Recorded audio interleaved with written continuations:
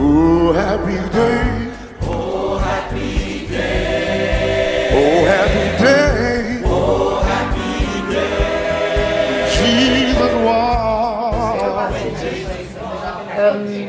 You guys not gonna see me now because I'm talking out of off position, and I have just been put in a situation which I did not expect at all. I have met this young man you guys all see out there. His name is Bobby Braggs. I got introduced to him with the words that he just came out of prison. So me being very curious, I wanted to know what's the story.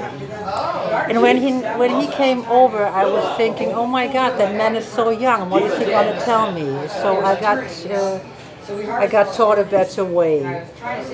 Your name is Bobby Braggs? Yes, ma'am. You were born when? I was born on August 25th, Where? Jackson, Alabama, And what year? 1962. Okay, can you repeat that? 1962. Because you're older than me and I'm freaking Oh, no. Yeah. That is unbelievable. And you have been out of prison since when? June 11th, This year. 2019. So you've been in prison for 32 years. 33. 33 years. Yes. And you had to go to prison, why? Well, I was convicted of a first-degree murder, a crime that I didn't commit. First degree means that you are the one who killed him. Yes. What would be a second degree? Second degree means that you participated or someone said that you was there and the person fought back or some different situation for a second degree murder. It goes How in many different degrees are they? first and second degree and manslaughter. In manslaughter. Yes. You've been in prison 33 years for a crime you didn't commit. And I suppose that one can only survive this by become a God-fearing man. Yes, ma'am. The religion you belong to is Baptist. Yes, ma'am. Are you the foot-washing Baptist or the Methodist Baptist? Methodist Baptist. You can tell I made my Yes. lesson. Yeah. I learned that yesterday. Okay. Have you been brought up as a Baptist? Yes, most of my life through my grandmother who raised me as a child. And haven't you learned you should not do bad things? Yes, but So you. what went wrong? The environment, my choices that I made, I was raised right, but I made bad choices during my youth. And the choices you made, one was being in a gang? Being in a gang and being in illegal activity, doing illegal things. And illegal things means what? Selling drugs? Selling drugs. What drugs? Cocaine, weed, anything I could get my hand on could bring me fast money. And the drugs you got from white folks or from black folks? Well, Or didn't it matter? it didn't even matter if you had the quantity of dope that I needed. My biggest thing that I was raised poor. And the reason for me selling drugs, I came from Alabama, which is the country part of the states. And I lived poor for most of my life. And I would dread going back to being poor again, being in a different environment, which was Los Angeles. Coming from Alabama, it's like a 306-degree angle. Yeah, so at that time, I just was chasing anything. I was looking for love in the wrong places a lot of times, and so gangs bought fame, it bought money, it bought women, it bought everything that a young kid wants in life. And so that's how I chose that lifestyle. What did you have to do to become a gang member? First, you're living in the community that you're living in. That's your first step. And then you go through initiation period. Then you do things that the other gang members do. They teach you the language that you have to learn, who's your enemy, what you have to do, the violence that you have to participate in.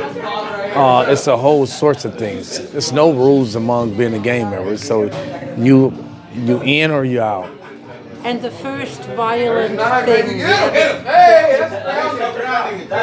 Well, we're not alone. You can tell that there's other people here. The first violent thing you had to do? How old were you? I was at least about 12, 13. And what did you do? I had to fight. I had to fight for my rights to live in the community. That was the first violent thing I had to When do. you were 12. Yeah, I was 12 or And if 13. you would not have fought, what would they have done to you? They would have beat me up, hurt me, and no longer could be a part of that community. Yeah, of course you fight. Yeah. Yeah. Were there girls in the gang Yes, it was. fighting? Or Fighting. Just They fight too. They fight amongst each other. Girls fight girls. Sometimes boys would fight girls. And these, because this really interests me because I have no idea. Are these gangs all black people or is it mixed? No, it's mixed now, more mixed now than it was then. When I was growing up, you only had occasionally 2 or 3 Spanish or white that was involved into the gang that lived in the community. Your community spread wide for 3 or 4 miles long, so everybody protects one another. So you're part of this organization by living in the community. Everybody go to the same school. Everybody go to the same library. Everybody go to the same store. So you know your people, and everybody wear the same sort of color. It's either red or blue. And having that all of a sudden same background with other races takes away the racism? Not really, because when you step outside of the community, you kind of experience racism. No, my question wasn't done well. I mean, was there racism within the gang? Yes, it was, because your identification of what you represent Right. can put stigma on you. If you're part of a gang or you look like you're part of a gang, you're discriminated against. But if you have a white member in a black gang, was there racism or no? No, not towards you, They no. were from the same They- gang, and that yeah, makes you accept have it. one color. The one color Whatever on. the color is. Yeah, red or blue. That's what counts. Okay. So you had a girlfriend when somebody pointed out and said you're guilty. Mm-hmm. And you had kids?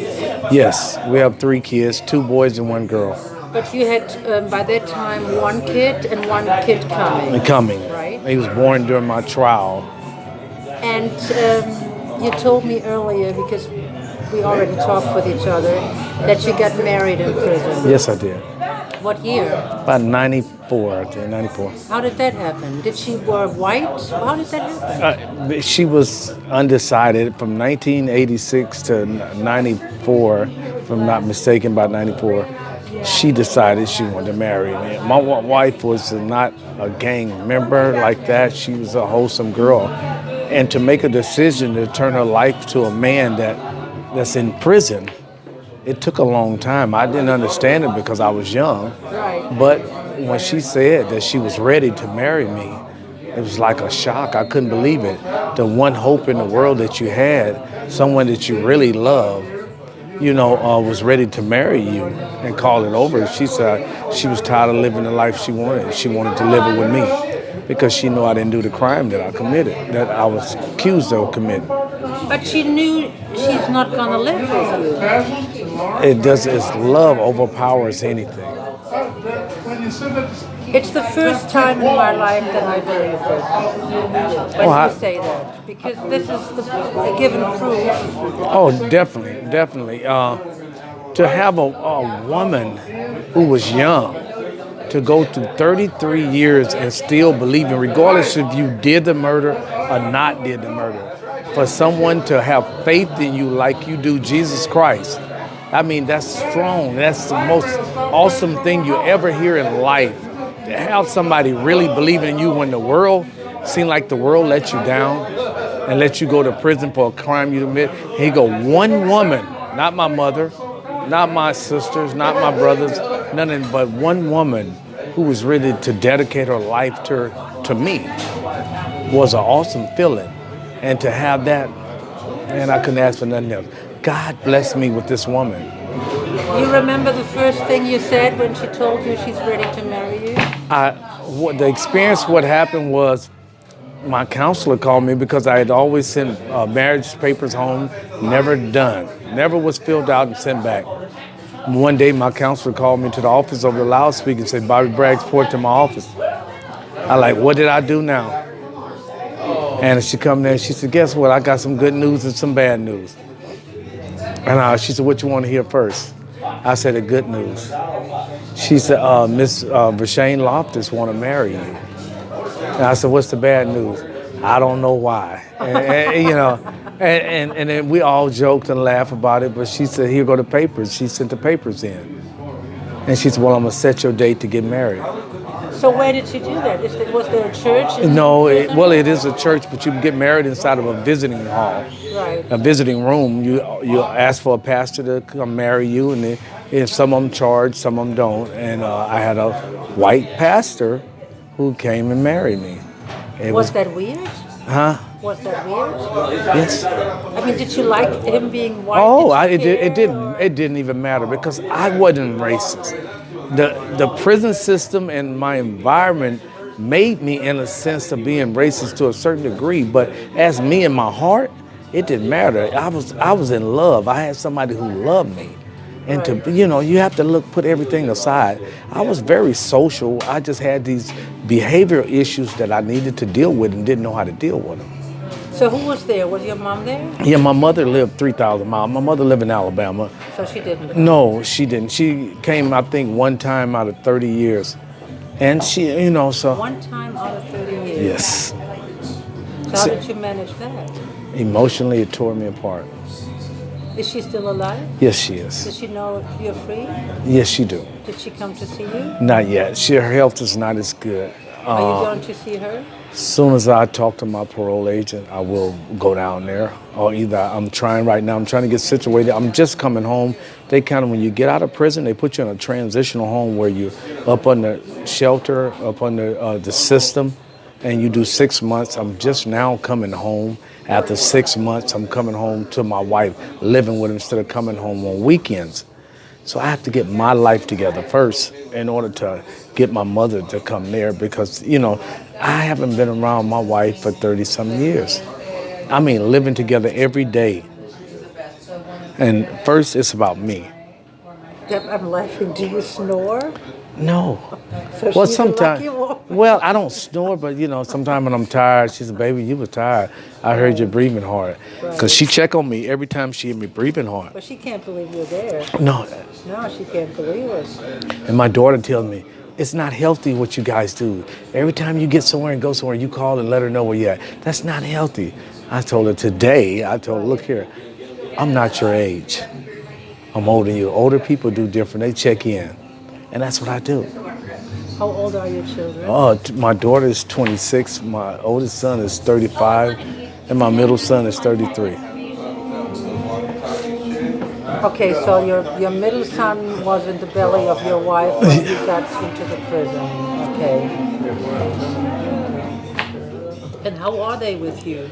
Well, my middle son, I hate to say it, it seemed like he followed my footsteps. He's in prison right now. He's in prison. He's doing a 16-year. What did he do? Robbed someone. Excuse me? He robbed someone. And he got to pay the time. He got to do the time. But why didn't he learn his lesson? He'd been through juvenile hall. The father figure is so important in a household. Both parents is very important in a household when you're living in a ghetto or either in any type of community. Because of course your wife she have to work. stayed in the ghetto. Yeah, and so she have to work. And most parents, they do the best they can. And so you telling me you put a roof over a child's head and you feed them, you clothe them. But you have to work to get to that point. She can't follow him around. The community swallowed him up. And is he in the same prison you were? Not yet. He's like in a reception center where he's just now processing into the system. This is not his first time. My son is a mess. I admit to it, but he's a lovable kid. He just need that father figure. I got out. The day I got out, we had it out because he let out his feelings because I wasn't there. Yeah. And so I know, I take blame for some of that. And see, when you're not guilty, you look at everything. Your mind is a cold thing what works with you so hard to be able to look at your kids and want the best for your child. And I wasn't there. Who do I blame? I have to blame me. And your daughter? My daughter, beautiful.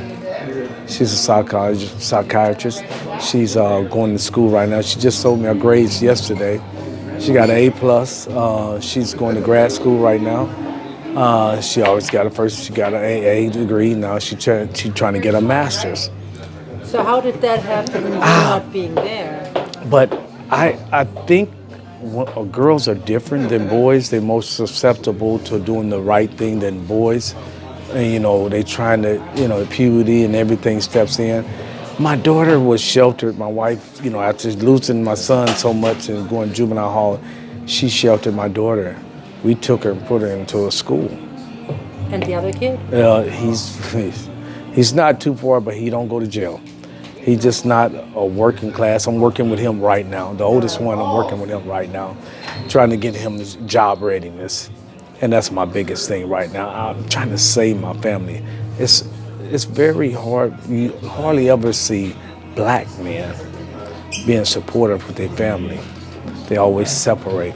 I'm one of them trying to hold minds together. And that's a lot on my plate. I heard that a lot of times that there's a staying together problem.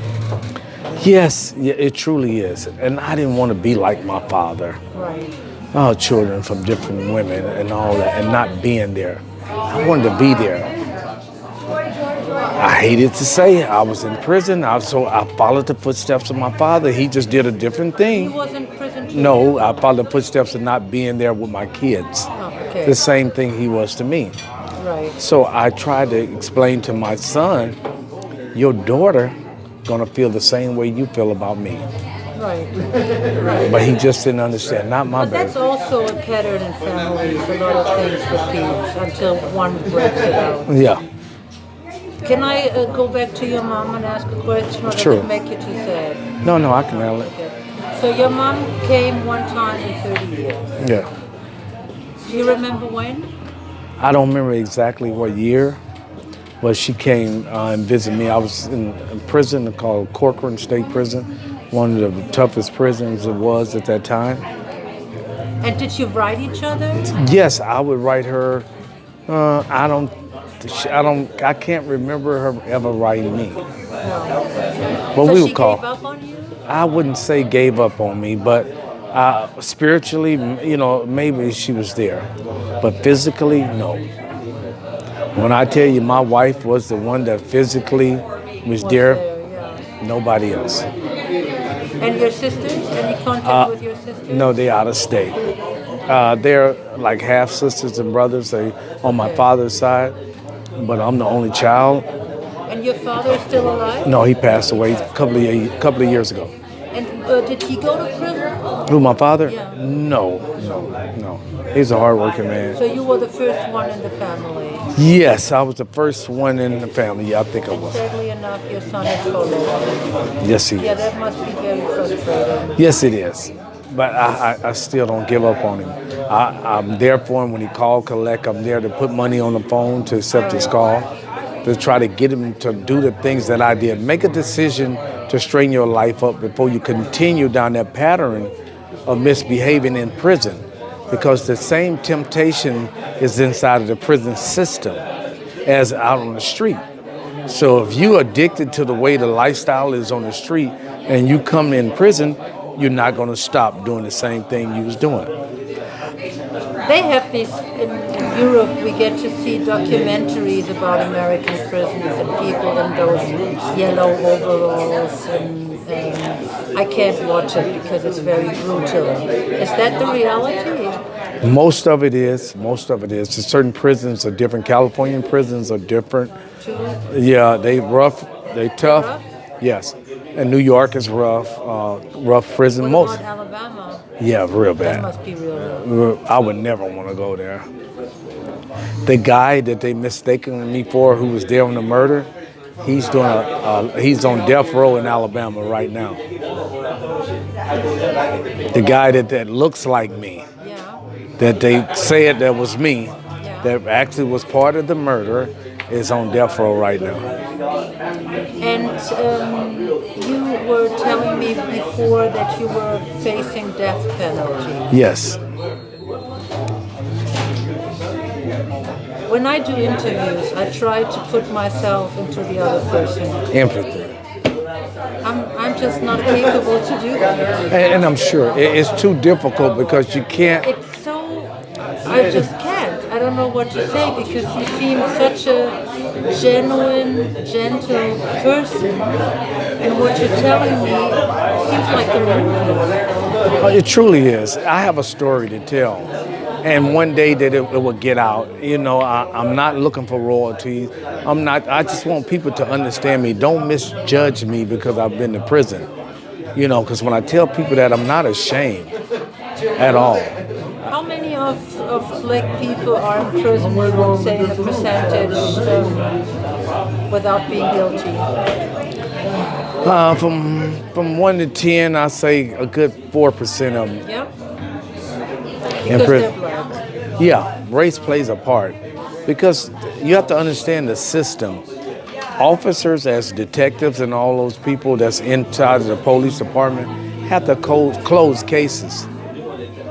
If they can get you to say, do this look like the guy, or do you want this guy to be let go if he did the murder, you're gonna say no because you want justice. But so they're gonna show you a picture of this guy 2 or 3 times. Now, you sure this ain't the guy? This one right here. This is the kind of way they do stories. And it's true, because I was one of them. I'm a living proof of it, I can tell you. When they showed my face on, they had me with a red shirt on. And I'm like, wow, they showed me the lineup. And the biggest thing it was to me that made my life leave up out of me, when a detective get up on the stand and say he saw me a day before the murder, and I knew it was a lie. And I'm sitting up hoping he don't make no mistake because I got my other co-defendants that's sitting next to me. I'm sitting up studious with a suit on trying to make sure he see me where he can make an honest decision. This wasn't the guy. But you know what he did? He said, yes, that's Bobby Braggs. He was there at the scene telling me what he's going to do. And that my whole heart dropped. Because he got a man that's supposed to be representing the law. And I even wrote this man, before you get old or retire, you put an innocent man behind bars. Do you think I got a letter behind that? No response.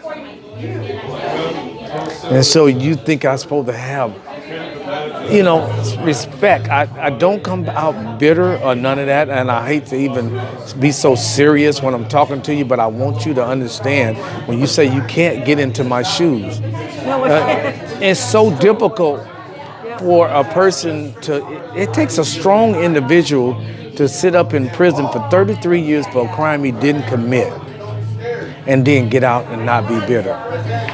With my Savior Jesus Christ, who helped me through all of this, I would have came out bitter.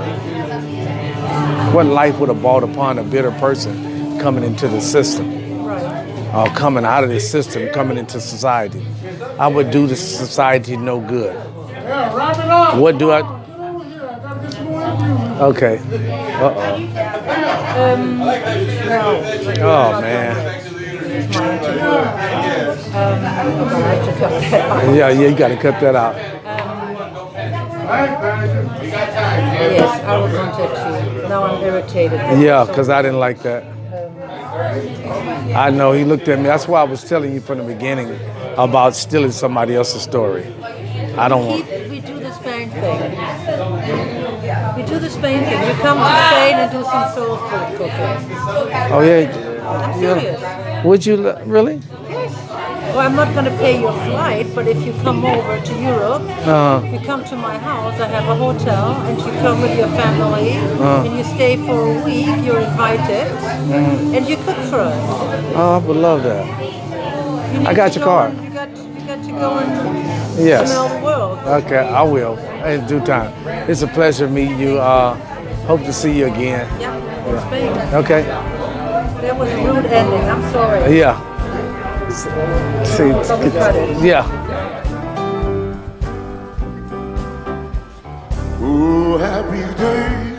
Oh, happy day.